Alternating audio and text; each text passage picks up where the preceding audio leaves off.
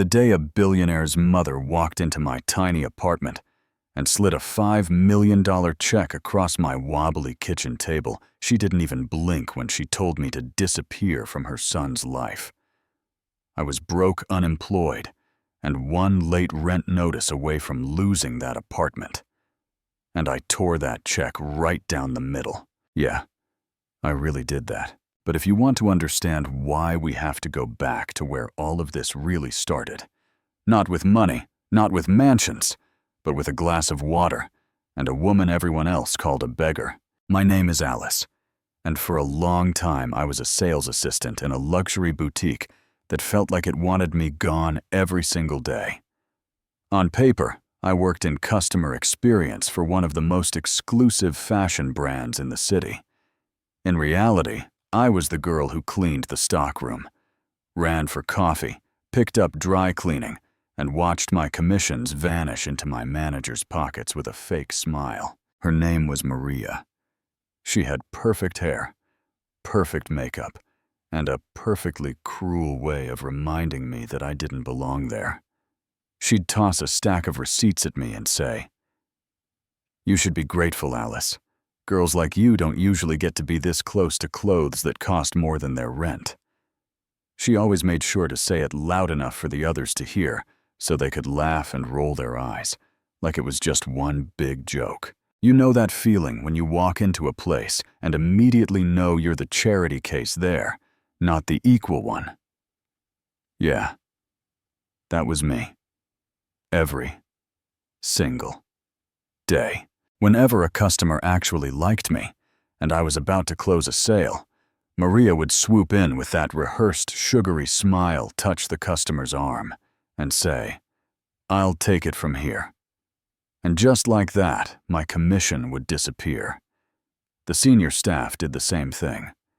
They stole my clients, whispered about my cheap outfits, left me the dirtiest jobs, and somehow still made it sound like I should be grateful for the opportunity. But I kept my head down because when you're alone in the world with no safety net, unpleasant is still better than unpaid. Then that afternoon happened. The afternoon that changed everything.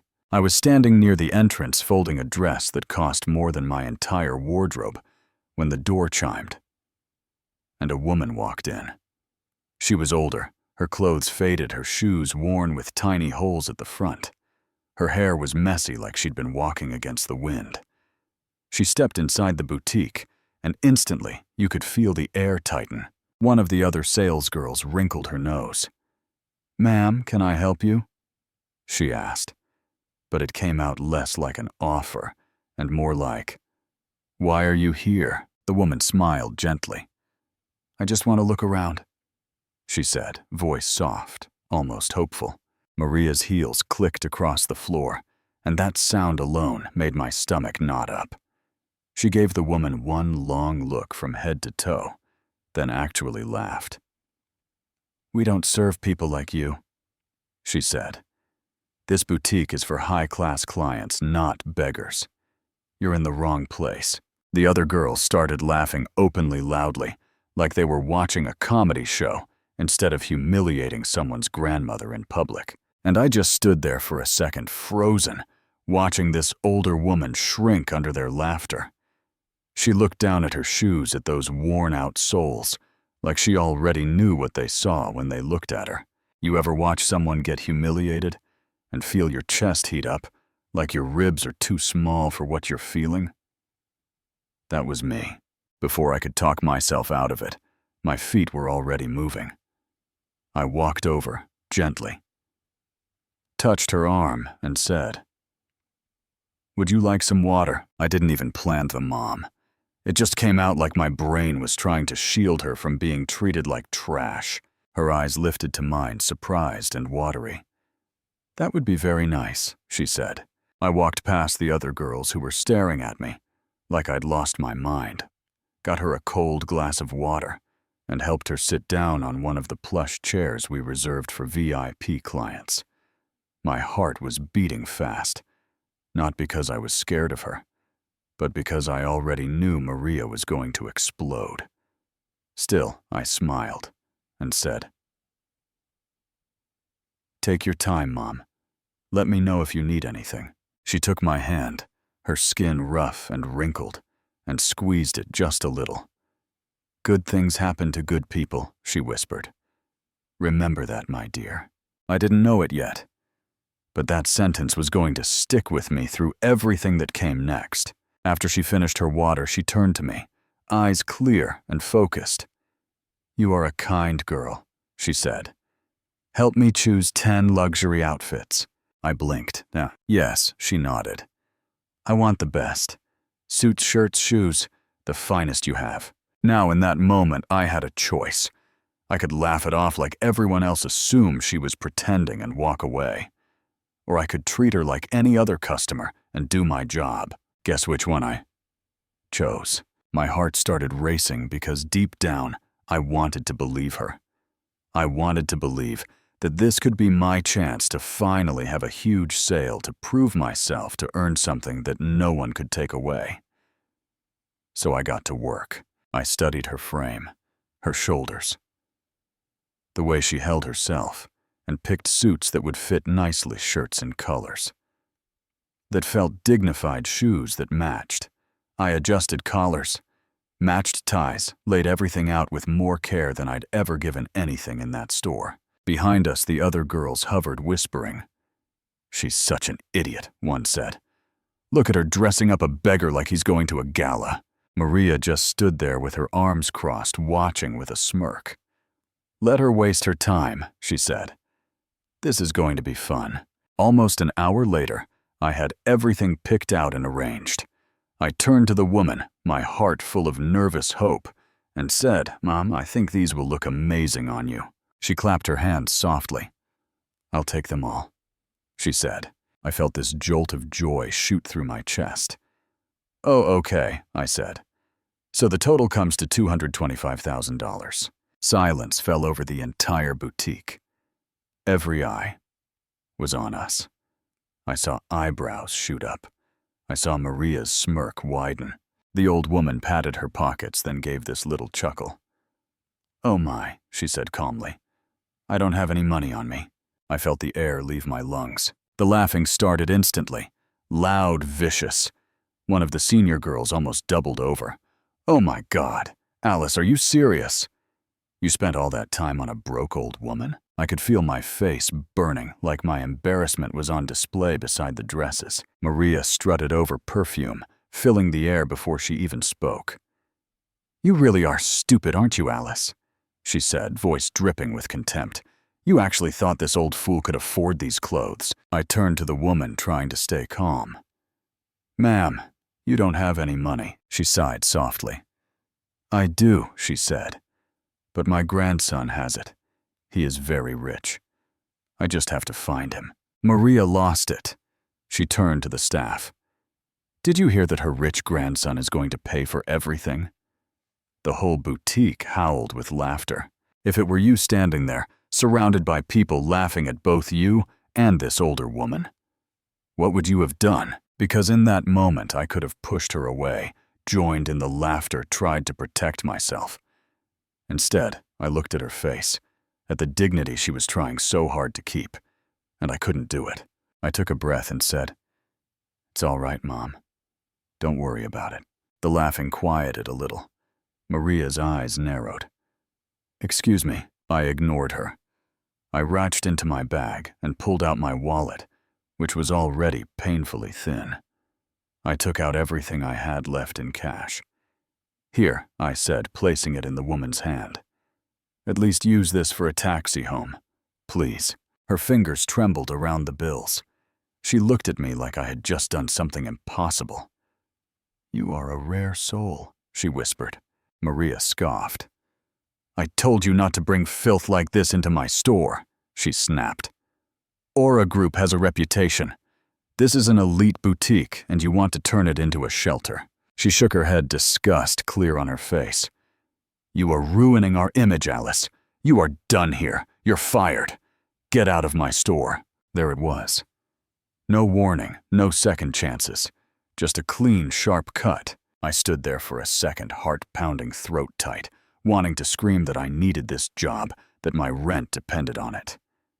But there was something heavier than fear in that moment. The knowledge that I hadn't done anything wrong. So I picked up my bag, blinked away the tears that were threatening to fall, and walked out. No begging, no arguing. I just left.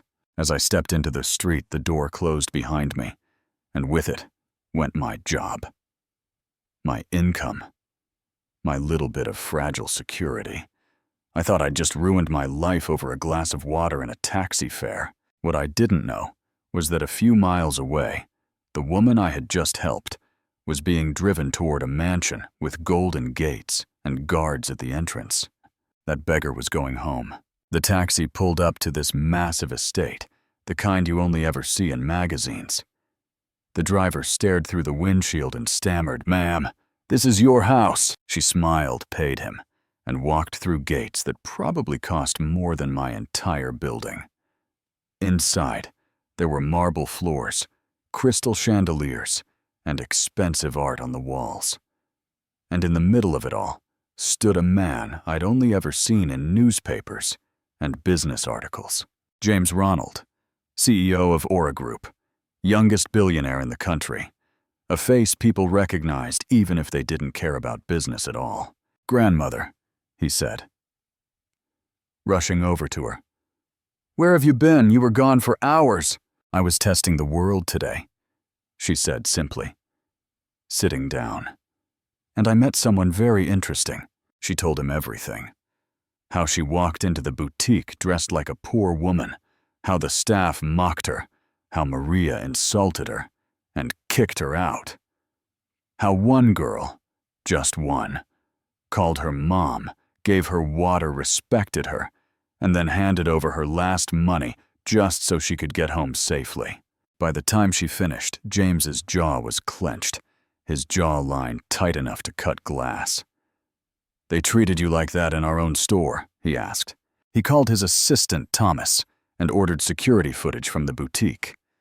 When he watched it, when he saw Maria's eyes filled with contempt, the laughter, the insults, and finally me pressing the money into his grandmother's hand, something in him changed. He leaned back, eyes still on the screen, and said, "Find her.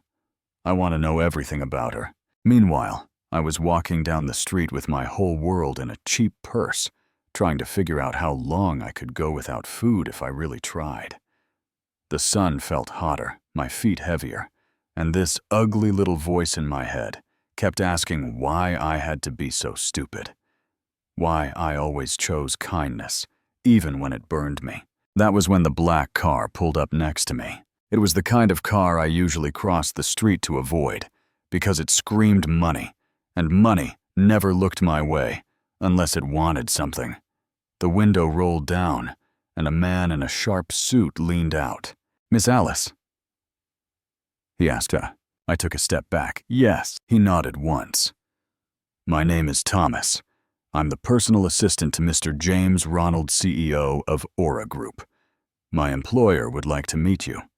His grandmother sent me to bring you to their estate. You're completely safe." It sounded ridiculous, like something out of a bad movie. My first thought was, this is a scam. My second thought was, if they're going to kidnap me, they picked the wrong bank account to target. "I think you have the wrong person," I said. He shook his head. "We don't. Mrs. Ronald sent me personally. She insisted it had to be you." I stood there on the sidewalk, torn between survival instinct and something else.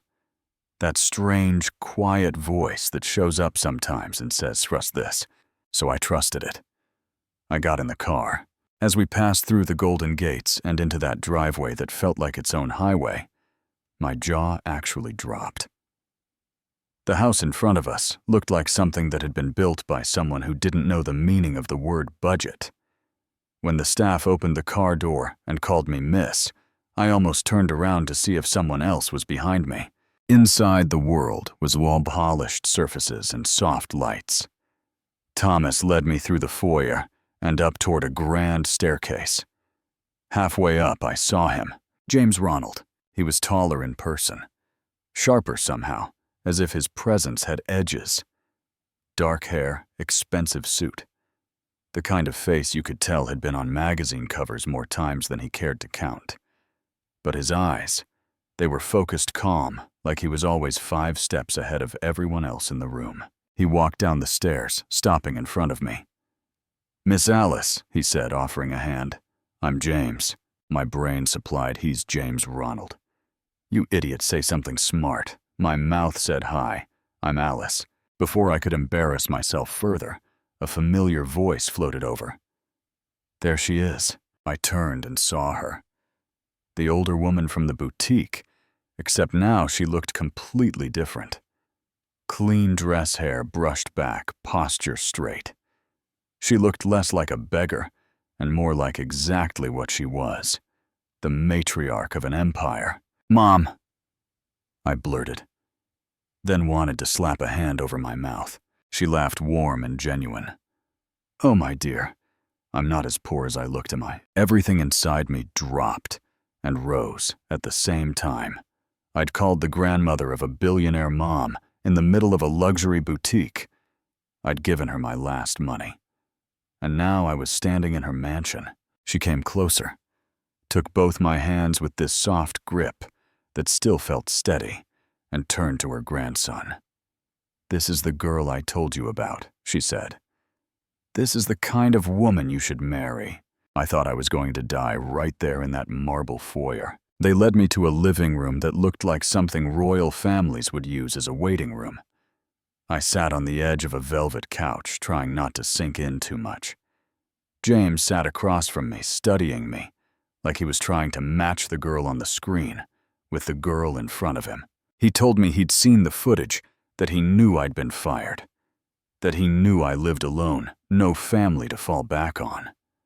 He didn't say it with pity, just with this matter-of-fact tone that somehow made it hurt less and more at the same time. Then he gestured to the staff. One by one, they brought in boxes, big, beautifully wrapped boxes with gold ribbons. They opened them in front of me, designer dresses. Shoes I'd only ever seen in ads, a handbag that probably had a 6-digit price tag. Then Thomas stepped forward with a small black box. He opened it to reveal a set of keys. "This is for you," James said. "A Rolls-Royce. Consider it a thank you gift for helping my grandmother when no one else did." I stared at the keys, then at him. Rolls-Royce. The kind of car people film for music videos. I can't accept that, I said. He frowned slightly. "Why not?" "Because I didn't do it for any of this," I said. "I gave her water and money because it was the right thing to do. If I take this, it feels like I'm putting a price tag on that." He tilted his head, really looking at me. "You're refusing a Rolls-Royce." "Yes," I said quietly. "I'm refusing it." For a second, the room was so quiet I could hear my own heartbeat. Then, slowly, he smiled. It wasn't the polished CEO smile I'd seen in photos. It was smaller, softer, like a crack in the armor. "You're different," he said. His grandmother clapped her hands together happily. "If she won't take the gifts, she can stay," she announced. "Stay here for a while, dear. Keep me company." I wanted to say no. I wanted to say it was too much, that I didn't belong in houses like this. But then I looked at her eyes, warm, hopeful, sincere, and all I could say was, "Okay," for a little while. And that's how I went from being a fired boutique worker to living in a mansion with a billionaire's grandmother. Wild, right? Of course, the universe wasn't about to let me enjoy that peacefully. A few days later, the quiet of the estate was shattered by the sound of a red convertible flying through the gates like it was in a movie chase.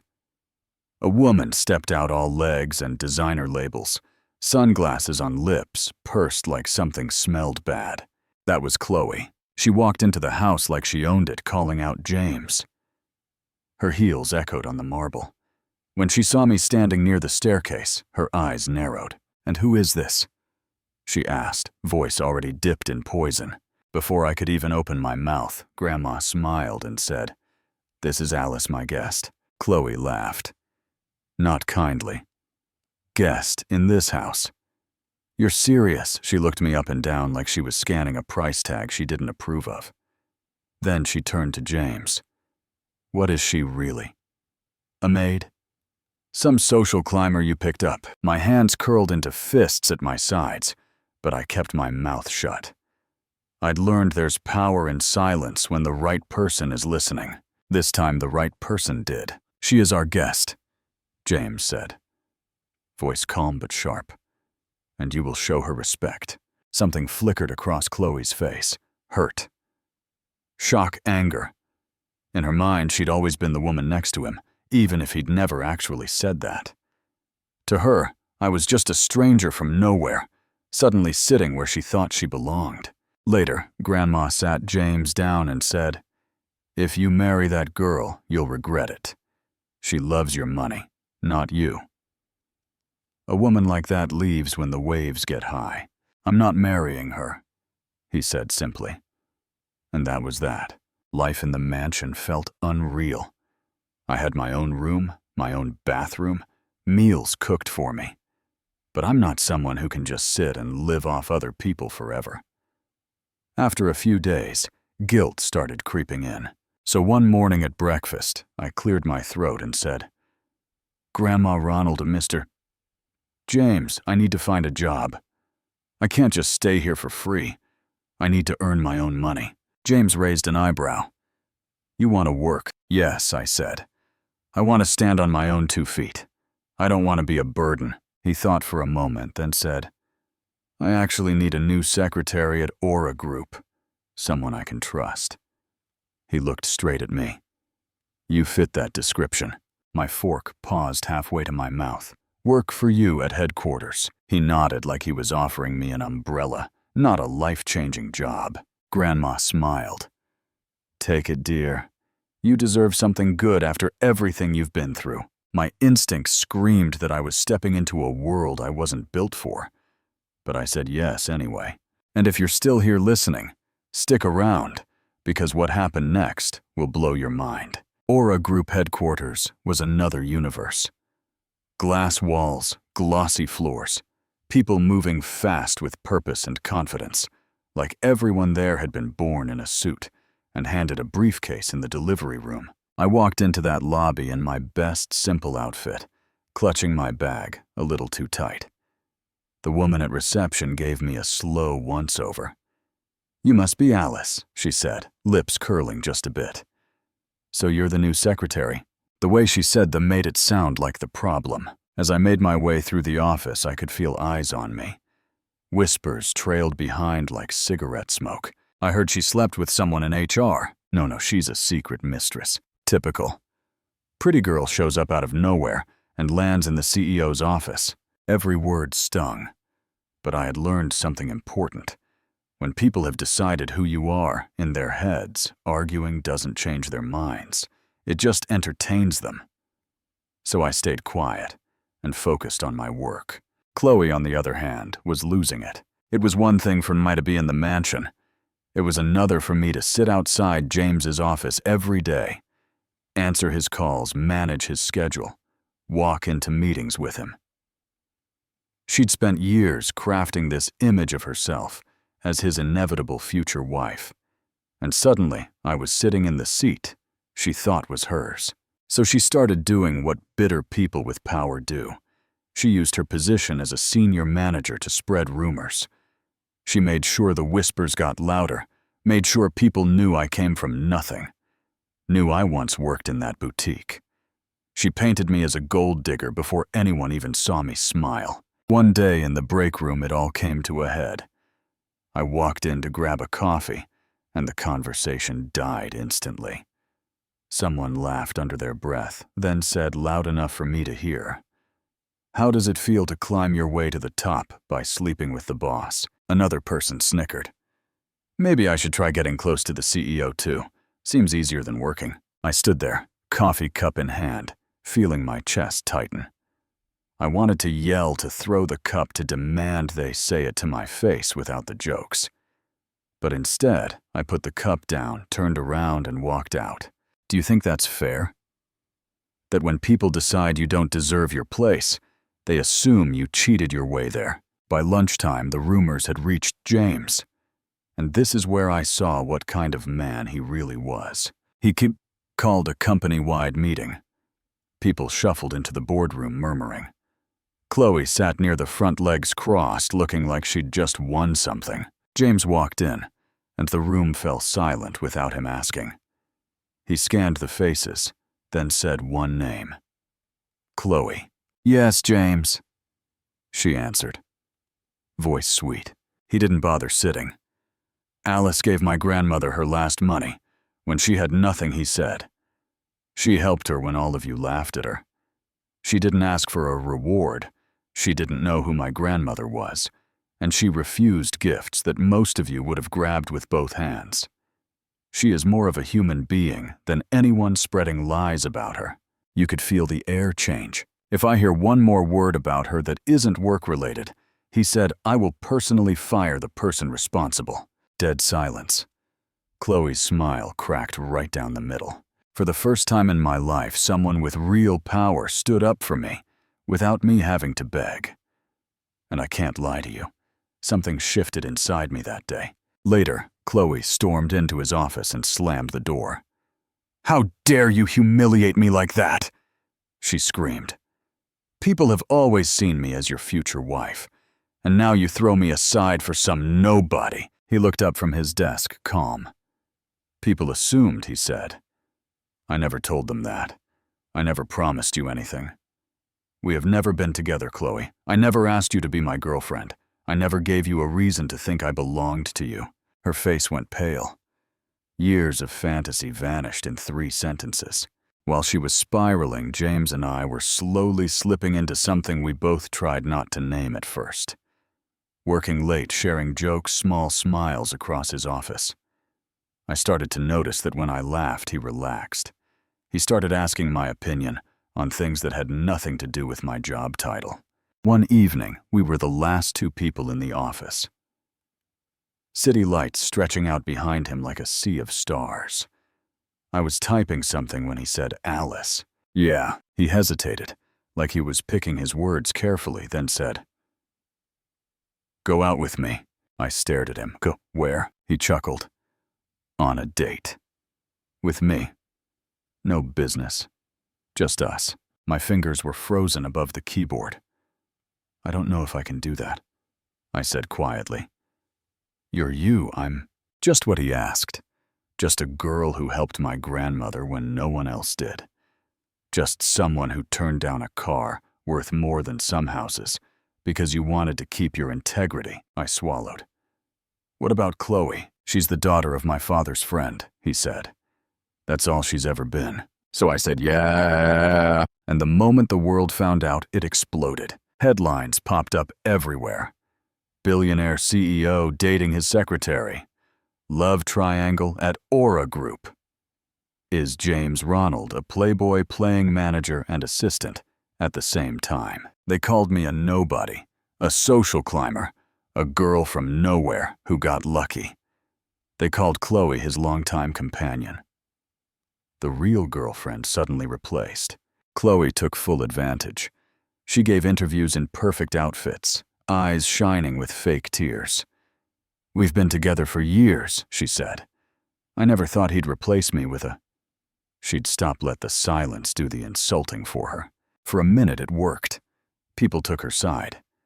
They always do when the one speaking looks expensive. But James's grandmother was not some quiet, gentle figure you could push out of the picture. The day after one of Chloe's bigger interviews, Grandma called a press conference in front of the Ronald estate. Reporters gathered, cameras pointed, live streams rolling. She stepped up to the mic, small but unshakable. "I am here to clear the air," she said. "My grandson is not dating 2 women. Chloe has never been in a relationship with him. She is nothing more than a family friend. The only woman in his life is Alice, and I want her as my daughter-in-law." You could practically hear Chloe screaming from across the city. But if you thought that was the last storm, you haven't met James's mother, Lady Eleanor. Ronald arrived like a winter front, elegant, controlled, and absolutely convinced she knew what was best for her son. When she called James, her voice carried the weight of years of authority. "I see the news," she said. "Fix this." "There's nothing to fix," he told her. "I love Alice." She did not like that answer. I started hearing about her before I met her, how she believed in status and family names and carefully arranged lives. I sat outside one evening in the mansion garden, looking up at the stars, and feeling like I was slowly drifting into dangerous territory. "I don't want to come between you and your mother," I told James later. He tipped my chin up, made me look at him. "You're not," he said. "If she doesn't accept you, that's on her, not you. I'm not leaving you." I wanted to believe him so badly. Then came the twist that almost broke us. One night late, when most of the staff were in their quarters and the house was quiet, Chloe slipped into the Ronalds' private jewelry room. The security cameras caught her, but she either didn't know or didn't care. She chose one of the most valuable pieces, a diamond necklace worth more than I could even imagine, and tucked it into a small bag. Then she went to my room. The next morning I was brushing my hair getting ready for work when the front doors slammed open. Guards rushed in, followed by Lady Eleanor, other family members, and Chloe, who looked like she'd just watched her puppy be run over. "Alice," a guard said, "we need you to come with us." My heart started pounding. "What's going on?" Chloe stepped forward, fake tears shining. "I didn't want to believe it," she said. "But we found the missing necklace in your room." I froze. "What?" A maid held up the necklace like it was a knife. Lady Eleanor's eyes went colder than ice. "I knew it," she said. "Thief." Voices rose. Questions flew around the room, hands pointed. I stammered. "I didn't take anything. I swear I would never steal from you." Grandma stepped in front of me, small but fierce. "Alice is not a thief," she said. "I know this girl. There is something we are not seeing." Chloe wiped at her fake tears. "I respect you, Mrs. Ronald, but we have evidence," she said. "The necklace was in her room.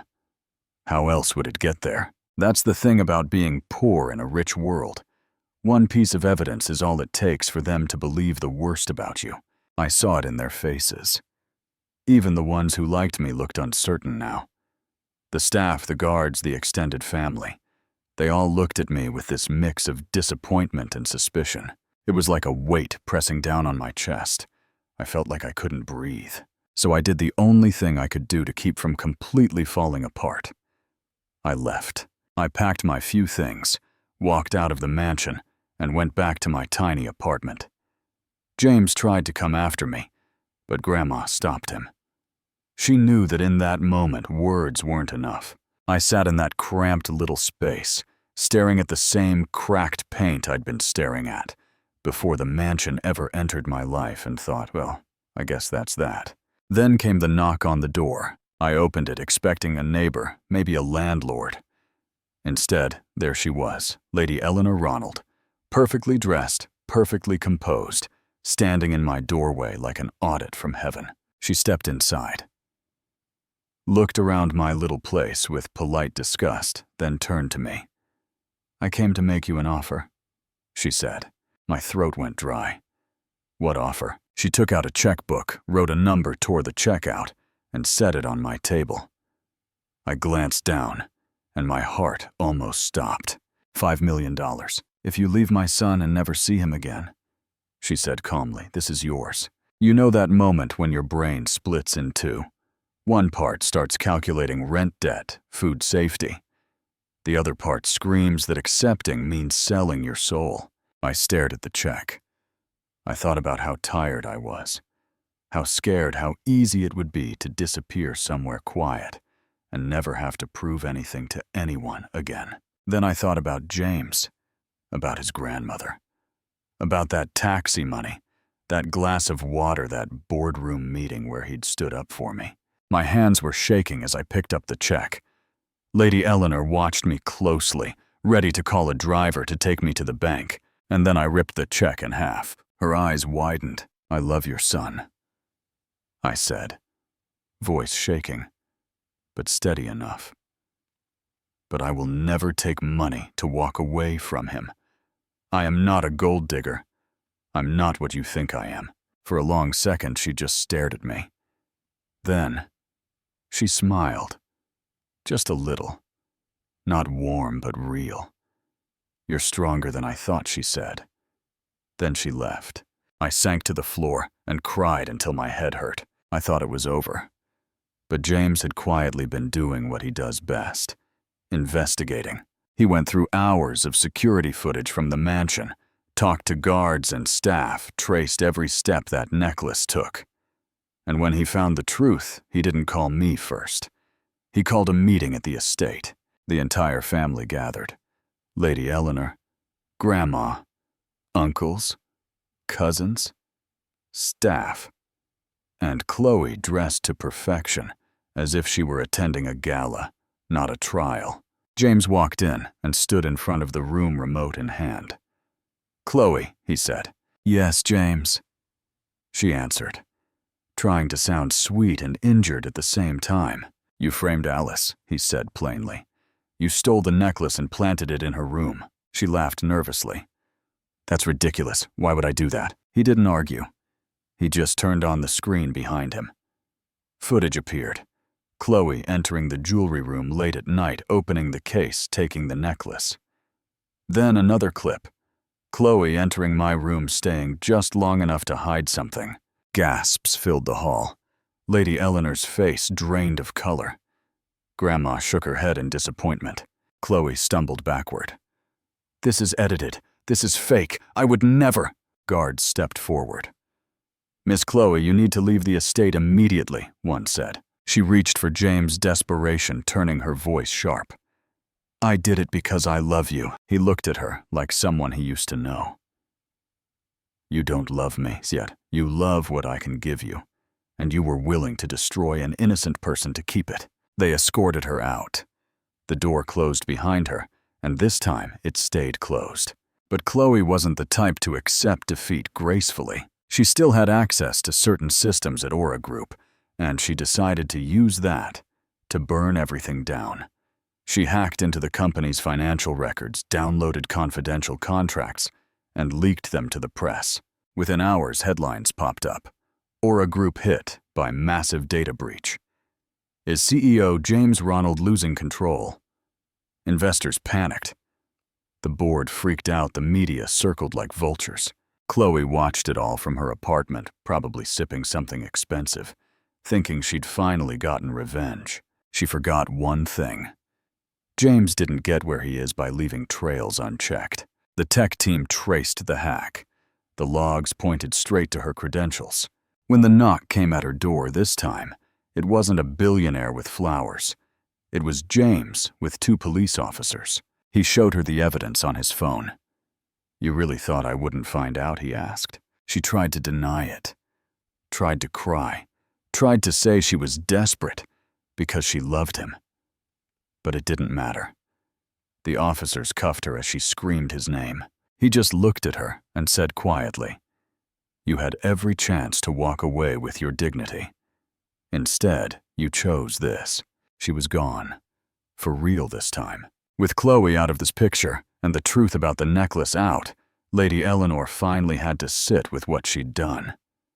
She thought about the girl who refused the car, who stayed with her mother-in-law-to-be, who worked hard in an office full of gossip, who tore up millions rather than sell love. One evening, she called me back to the mansion. I walked into the sitting room with my heart in my throat, wondering what test she had for me this time. She looked at me, took a breath, and said, "I misjudged you, Alice. My son is lucky to have you, and I hope one day you will let me be part of your life and as well." My eyes burned immediately. I'd been fighting so long that the idea of not having to fight, at least in this house, almost didn't feel real. I stood up, walked over, and hugged her. She stiffened at first, like nobody hugged her without permission, then slowly hugged me back. James watched from the doorway, smiling like his chest had finally loosened. Not long after, a driver came to pick me up for what I thought was a casual dinner. Instead, I walked into a private lounge, high above the city with candles on the table, soft music in the background, and James standing in the center of the room, in a suit that fit him like it had been made for this exact night. "Alice," he said, walking toward me, "I've been waiting for you." I opened my mouth to say his name, but he was already dropping to one knee. My heart stopped. He took out a ring that sparkled even in that dim light, looked up at me with more emotion than I'd ever seen in his eyes, and said, "I don't care what the world says. I don't care about the media, the rumors, the titles. You gave my grandmother dignity when everyone else gave her shame.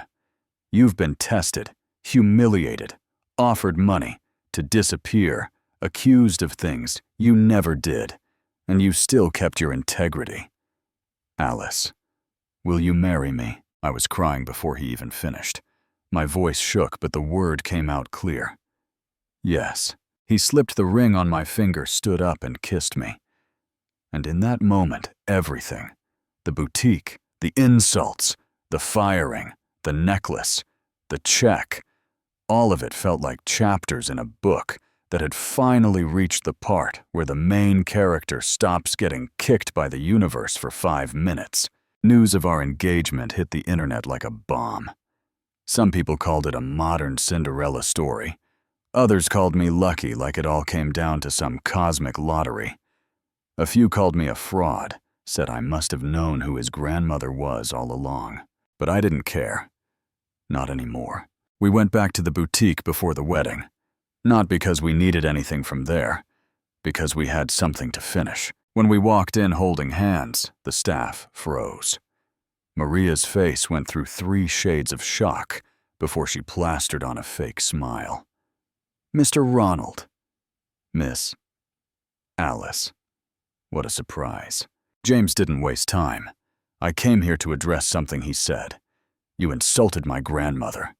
You humiliated a customer based on her appearance, then bullied and fired an employee who showed more class than anyone in this place." Maria's smile wobbled. I didn't know she was your grandmother." "That's the point," he said. "You shouldn't have had to know." He let that sit for a second. The whole boutique was silent employees pretending to straighten hangers while they listened. "I should have fired you the day I saw that footage," he said. "But I wanted to say it to your face. You're fired. And let this be a lesson. In my company, discrimination and bullying are grounds for immediate dismissal, no matter who you think you are." We walked out while she stood there, eyes wide, realizing that the girl she once kicked out with nothing was now walking away as her future boss's wife. Our wedding was ridiculous in a way my old self would have joked about for years. A grand cathedral, flowers everywhere, chandeliers shining like falling stars, cameras flashing as important people stepped out of black cars and limousines. But the only moment that really mattered to me was when those doors opened and I started walking down the aisle. I saw faces I recognized from TV, from magazines, from the office. I saw a few of my old co-workers in the back, standing quietly, probably wondering how the girl they laughed at had ended up here. And at the end of that long walk, I saw James standing there, in his suit, eyes fixed on me like I was the only person in the room. During the ceremony, Grandma stepped forward holding a small antique box. She opened it to reveal a golden brooch set with sapphires. "This has been passed down to the woman who carries our family's legacy," she said, voice a little shaky, but full of pride. "Alice, from the first day you gave me water and treated me with respect, when I looked like nothing, I knew you were special. Today, you become my granddaughter in truth. This belongs to you." She pinned it to my dress, and I felt its weight. Not just the gold and stones, but the trust, the history, the responsibility. Later at the reception, under the glow of 1,000 lights, James took my hand and led me to the center of the ballroom. "I have something for you," he said quietly. He opened a velvet box and lifted out the most beautiful necklace I've ever seen. They called it The oceanfront, a piece made of rare blue diamonds worth something like $30 million. Gasps rippled through the room. "James," I whispered, "this is too much." He fastened it around my neck, fingered gentle. "Never leaving mine. You are the only woman I will ever love," he said. "And my love for you is as deep as the ocean." Corny, maybe. But in that moment, it felt like the truest thing I'd ever heard. He kissed me while the room applauded, and somewhere on the edge of that celebration, I saw faces that once looked at me with contempt, now filled with something else. Surprise, respect, maybe even a little shame. Grandma watched it all with that knowing smile. I saw her lips move, and I knew exactly what she was saying, even if I couldn't hear it clearly. Good things happen to good people, but here's the part I want to leave you with, and it might not be the fairy tale wrap-up you expect. People look at my life now and say, "See, kindness pays off. You did the right thing, and you got rewarded." And yeah, that's one way to look at it. But for every story like mine, there are 1,000 where someone chooses kindness and nothing magical happens. No billionaire shows up. No mansion. No wedding in a cathedral. Just another day, another struggle, another quiet act of decency that no one celebrates. So I don't think the lesson here is be kind, and a rich man will marry you. If anything, that's the wrong takeaway. The real question is this: would you still help the old woman if no one ever saw it? If there were no cameras, no mansions, no rewards? Would you still tear up the check if you knew your life might stay hard and no one would ever call you a hero for it? If it were you, what would you have done? Do you think Lady Eleanor was justified in testing me with that check? Was Chloe just a product of a world that worships money? Or was she simply cruel? Do people like Maria deserve second chances? Or is it enough that they finally face consequences? I really want to know what you think. So if you've watched or listened this far, tell me in the comments. Have you ever been judged for how you look where you come from, or how little money you had? Have you ever done something kind that cost you more than it gave back? At least at first. Share your story. Disagree with me if you want to call out the parts of this that you think are unfair. To me, to Chloe, to anyone. Let's talk about it. And if my story hit something inside you today, don't forget to like the video. Share it with someone who needs a reminder that their worth isn't measured by a price tag. And subscribe, so we can keep unpacking these messy, painful, beautiful parts of life together. I'm Alice, and that's how a glass of water, a cruel laugh, and one old woman in worn-out shoes changed my entire life.